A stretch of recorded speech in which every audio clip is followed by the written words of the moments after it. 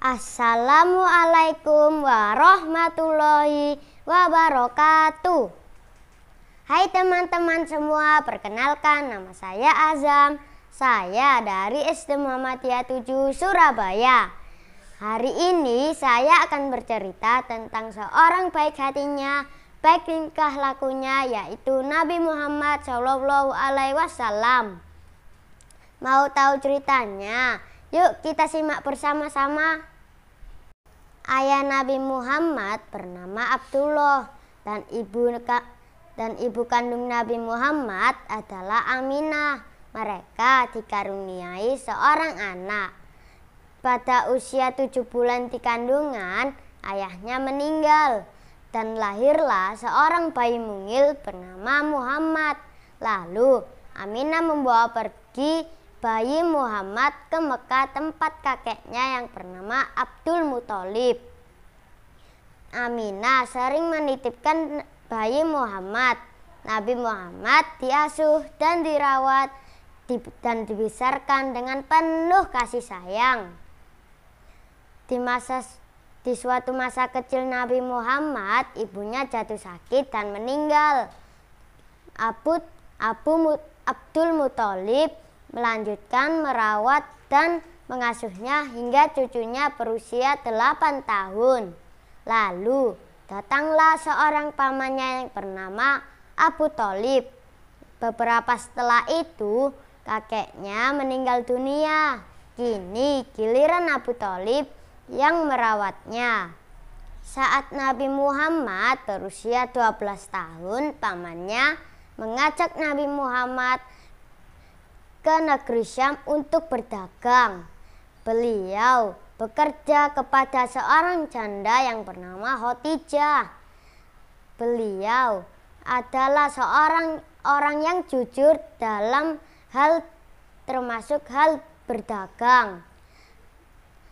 Perdagangan Khadijah semakin berkembang. Tentu saja hal ini membuat Khadijah senang kepada Nabi Muhammad.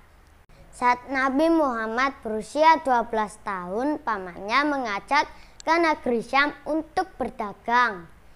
Beliau bekerja kepada seorang janda yang bernama Khadijah. Dagangan Khadijah semakin berkembang. Tentu saja hal ini membuat Khadijah senang kepada Nabi Muhammad. Suatu saat itu, Khadijah menyatakan keinginannya untuk menikah dengan Nabi Muhammad.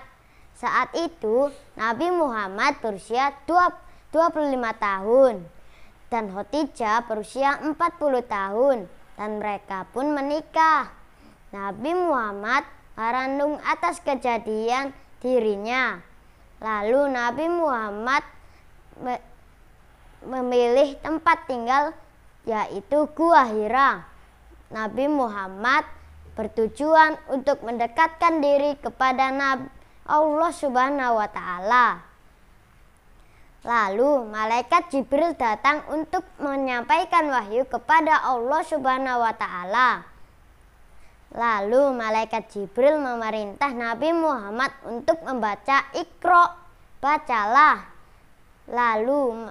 Lalu Nabi Muhammad diberangkatkan oleh Allah ke Masjidil Haram, ke Mekah menuju Masjidil Aqsa di Palestina. Lalu Nabi Muhammad naik ke langit ke-7 Sidratul Muntaha. Di sana beliau mendapatkan perintah dari Allah untuk mengerjakan sholat. Lalu Nabi Muhammad turun ke bumi dan seluruh perjalanannya ditempuh selama 1 malam. Berkat perjuangan Nabi Muhammad, akhirnya negeri Arab mau menerima agama Islam.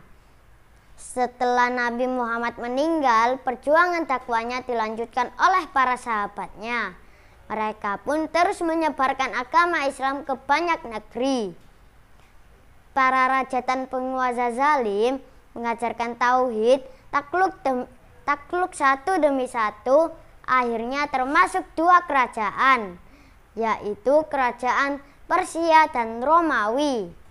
Yang mengajarkan tauhid pun akhirnya agama Islam menyebar ke seluruh penjuru bumi. Begitulah cerita dan isyarat tentang Nabi Muhammad Shallallahu Alaihi Wasallam. Semoga kita senantiasa bisa menjalankan hidup dengan segala ketentuan. Semoga kita bisa bertemu dengan Nabi Muhammad di akhirat kelak. Amin ya robbal alamin. Sekian dari cerita saya. Semoga semua mendapatkan pembelajaran dari cerita ini. Wassalamualaikum warahmatullahi wabarakatuh.